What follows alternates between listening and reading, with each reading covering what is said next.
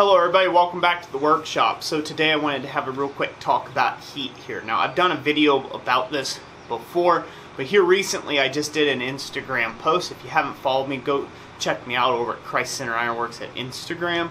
I don't know how you do that, at Christ Center Ironworks, Instagram.com or whatever, but basically go check me out over there. I do a lot of different posts and stuff, but that's not what this video is about. I do a lot of behind the scenes things.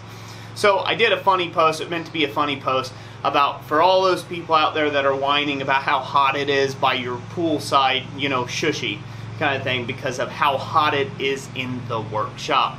And so it is quite spicy, if you'll excuse the lawnmower noise that's going on right now, but it is quite spicy in the workshop. The post had where I had a thermometer. I set a thermometer just as a point of reference. I don't have a thermometer that stays in my shop. My parents had one, and I set it in just the door opening of my shop, about right around where my forging area was. I had a lot of hammers to build it up and make, and so I had the gas, the forge running. A super hot day, high humidity, and it was 140 plus degrees right where I was standing. So in that type of heat, that is something that you have to acclimatize yourself to. You certainly can't just go from a nice air-conditioned house or building or vehicle and then just jump straight into that kind of heat. You will have serious health ramifications if you do. But it just goes to show you that sometimes things may be a little bit hotter than what you're perceiving. You know, I knew it was hot, definitely hot, but I didn't know it was that hot. I had some suspicions because I've been in some pretty hot places before, and so there you go. Word of the wise, maybe put a thermometer in the shop. Maybe I need to get a thermometer in my shop. But when working in hot conditions, I've been asked about this and looking like a pirate and things of that nature, and basically I keep this soaked with water. I'll put water on my shirt, things like that, anything to help cool or alleviate some heat. Big fans, I don't have my largest of fans running right now. That definitely helps out, and you'd be surprised in 130, 140 plus degree environment what 95 degrees feels like. It feels like a nice, cool, fresh breath of air. So when you're working in intense heat situations, you need to make sure that you get hydrated and stay that way. It's almost impossible in that hot of temperatures, and so what that means is you have a limit. You have to set a limit for yourself.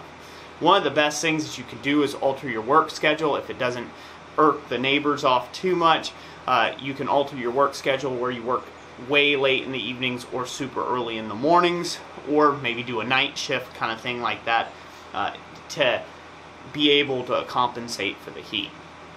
Now, that being said, I do this every day, 12 hours a day, 6 days a week. That's generally my life as a artist blacksmith, and so I stay pretty busy. Now, no one's whipping me and saying, Roy, you gotta stay at that, but that is my own personal preference. I like to stay busy, I like to stay motivated, and I like to stay working. That means I have a higher acclimatization to those type temperatures than, say, somebody who's, you know, the weekend warrior or just the hobbyist or whatever, where, you know, you're just like, hey, I want to go and forge for 4 hours. Well, you may have to just be honest with yourself that you may not be able to handle those temperatures for 4 hours. And so, you know your limits. If you feel like you've gotten dry mouth, like you've gotten cotton mouth, if you feel like your head starts aching, if you feel like you've stopped sweating, that's a big indication of the fact that you are about to be on the other side of the dirt. So please, please, please stay hydrated, be aware of your surroundings, make sure somebody knows that you are working in these type of conditions so they can check on you regularly in your well-being, and take ample amounts of breaks. Step outside the shop, go for a walk. Like I said, 90 degrees blowing across you can feel absolutely heavenly. So just some quick tips and advice for working with really intense heat. I'll put a link to the other video about it here, and also John Switzer at Black Bear Forge, he made a video.